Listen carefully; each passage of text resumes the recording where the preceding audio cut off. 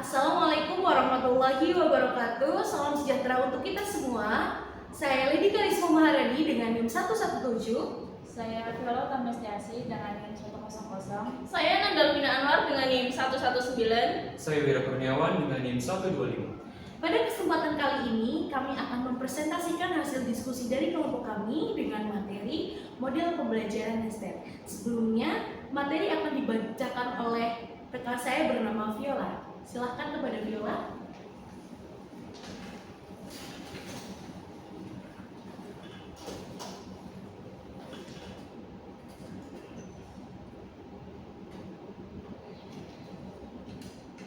Pengertian dari pembelajaran Nestet. Model sarang atau Nestet adalah suatu pendekatan pembelajaran yang menyeluruh, yang berfokus pada materi pelajaran yang terkait dengan pengembangan keterampilan berpikir dan keterampilan mengorganisir. Dengan kata lain, model ini menggabungkan adanya aspek kognitif, pemahaman dan pengetahuan, afektif, emosional dan nilai-nilai, dan psikomotorik, keterampilan fisik. Jadi, menurut pemahaman saya, model pembelajaran Nestet model pembelajaran yang memiliki satu mata pelajaran yang menyeluruh. Maksud dari kata menyeluruh itu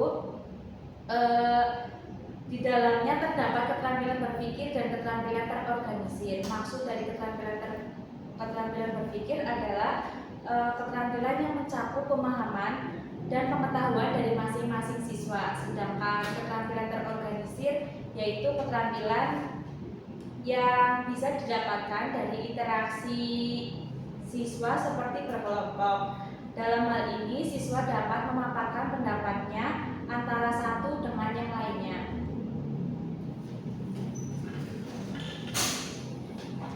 Baik, selanjutnya ada ciri-ciri pembelajaran model Nestet. Ciri-ciri pembelajaran model Nestet ini ada 4, yaitu pertama ada holistik, bermakna, dan yang ketiga ada otentik, lalu keempat ada aktif. Pertama yaitu holistik. Holistik merupakan pembelajaran terpadu yang dimana memungkinkan siswa untuk mendapati suatu fenomena, mengetahui suatu fenomena dari berbagai sudut pandang. Jadi di sini siswa diperbolehkan atau diberi kesempatan untuk dapat mengetahui suatu fenomena dari berbagai sumber. Yang kedua yaitu ada ciri-ciri bermakna. Bermakna ini dengan mengkaji suatu fenomena dari berbagai aspek. Pembelajaran terpadu memungkinkan pembentukan keterkaitan antara konsep. Nah, keterkaitan antara konsep ini biasa dinamakan dengan skemata.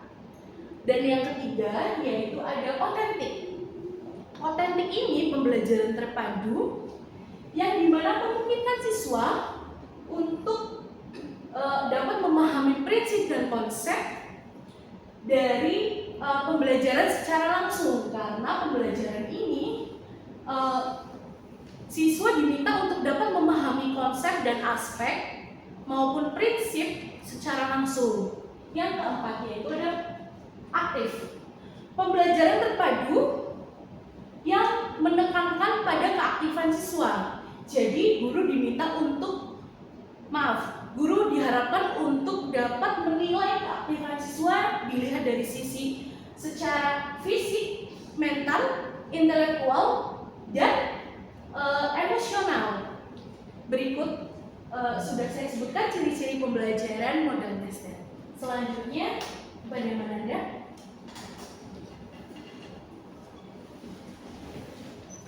Baik, selanjutnya saya akan menjelaskan mengenai kelebihan dan kekurangan pada model pembelajaran Nestet ini. Tentunya dalam suatu pembelajaran pasti akan ada kelebihan dan kekurangannya. Nah, apa sih kelebihan dari model pembelajaran Nestet ini? Nah, kelebihannya yaitu dengan pendekatan yang mengintegrasikan berbagai bidang ilmu. Siswa dapat menemukan hubungan antara konsep-konsep yang berbeda dan mengaplikasikannya dalam situasi nyata yang dapat memperkuat keterkaitan antara mata pelajaran dan memperluas pandangan mereka. Selain itu, dengan model Nestet, siswa juga dapat meningkatkan kemampuan berpikir kritis dan kreatif karena dihadapkan pada situasi kompleks yang memerlukan Nah, jadi intinya pada kelebihan model nested ini, guru itu dapat memadukan beberapa keterampilan dalam satu mata pelajaran. Nah, dimisalkan pada mata pelajaran bahasa Indonesia, pada menulis cerpen. Nah, pada menulis cerpen ini, siswa bisa sekaligus belajar menulis, membaca, terus berbicara, dan bisa langsung mempresentasikan hasilnya di depan teman-temannya. Nah, untuk kekurangannya, salah satunya adalah potensi kebingungan bagi siswa saat menggabungkan 2, 3, atau 4 target pembelajaran dalam satu latihan, terutama jika pengumpulan tidak dilakukan dengan cermat. Kelemahan lainnya adalah ketidakjelasan prioritas konseptual dari latihan karena siswa diminta untuk menangani banyak tugas pembelajaran secara bersamaan. Nah, jadi intinya, misal kekurangannya itu dalam hal perencanaan. Nah, dimisalkan guru tersebut itu kurang dalam merencanakan, misal kurang cermat, kurang teliti, atau kurang tepat. Nah, nanti ditakutkan dalam penggabungan materi serta keterampilan akan mengkacaukan pola pikir dari siswa tersebut. Nah, sehingga tujuan awal penekanan materi akan bergeser prioritasnya pada keterampilan.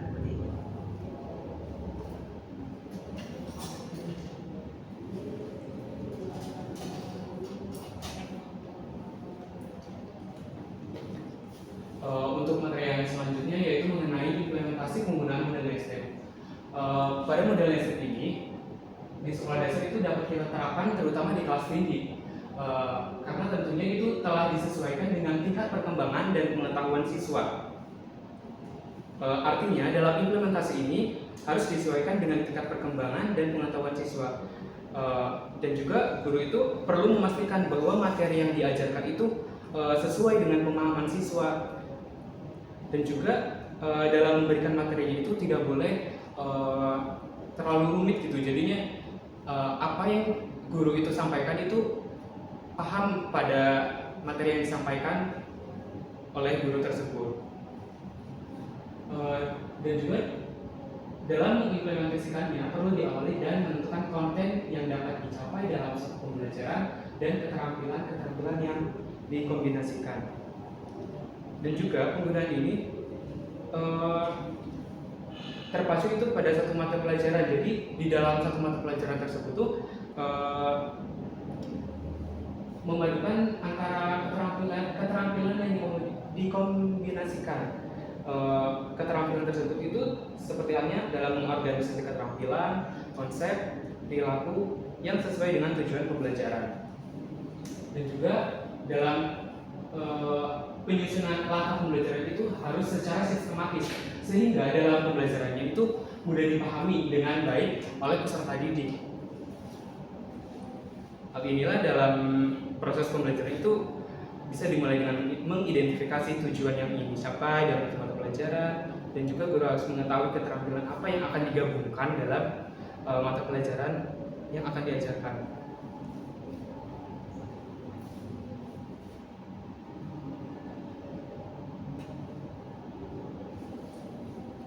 Nah, dalam pembelajaran model nested ini itu ada beberapa tahap. Jadi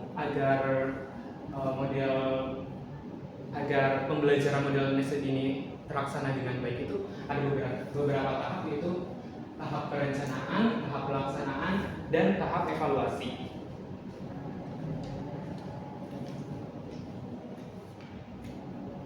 Nah, pada tahap perencanaan ini guru harus mengidentifikasi itu jenis mata pelajaran dan sifat-sifatnya.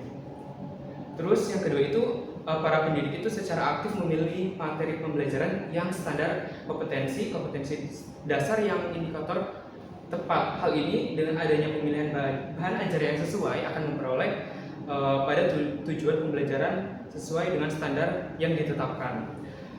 Terus guru juga memilih keterampilan yang akan digabungkan. Jadi antara keterampilan yang satu dengan yang lainnya itu harus menciptakan pembelajaran yang holistik dan komprehensif. Yang selanjutnya itu menyusun indikator hasil belajar. Hal ini sebagai penentu kemajuan siswa diukur dengan berdasarkan kompetensi dan keterampilan yang dipilih. Hal ini juga dipengaruhi adanya faktor audien, behavior, condition, dan degree. Adapun yang selanjutnya yaitu pada tahap pelaksanaan. Pada tahap pelaksanaan ini, peran guru itu bukan hanya sebagai penyedia pembelajaran, tetapi guru itu sebagai salah satunya pengelola dalam kegiatan pembelajaran, tetapi lebih sebagai penyedia pembelajaran. Hal ini guru itu bertindak sebagai fasilitator atau yang membantu siswa dalam proses pembelajaran. Yang kedua itu pentingnya pembagian tanggung jawab. Guru itu diharapkan untuk bertanggung jawab antara individu dan kelompok untuk menyelesaikan tugas dan melakukan kerjasama. Hal ini itu membantu belajar. Hal ini membantu siswa belajar untuk bekerja sama dengan tim, menghargai setiap anggota, mengembangkan keterampilan sosial. Dan yang ketiga itu mengenai fleksibilitas guru dalam menerima gagasan baru. Guru juga itu harus terbuka terhadap adanya gagasan baru, karena adanya gagasan baru di sini itu misalkan dalam materi yang diajarkan itu ada yang belum disampaikan. Nah, hal ini guru juga harus mengetahui adanya gagasan baru atau informasi yang diketahuinya. Yang ketiga yaitu tahap evaluasi.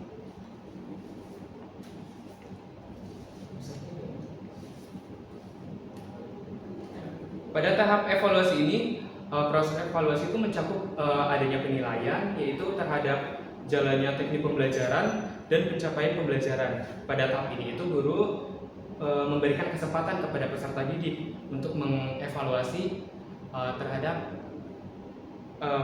terhadap peroleh belajar yang telah dicapai berdasarkan kriteria keberhasilan pada pencapaian tujuan yang akan dicapai. Mungkin dari saya itu mengenai tahap pembelajaran yang berhasil.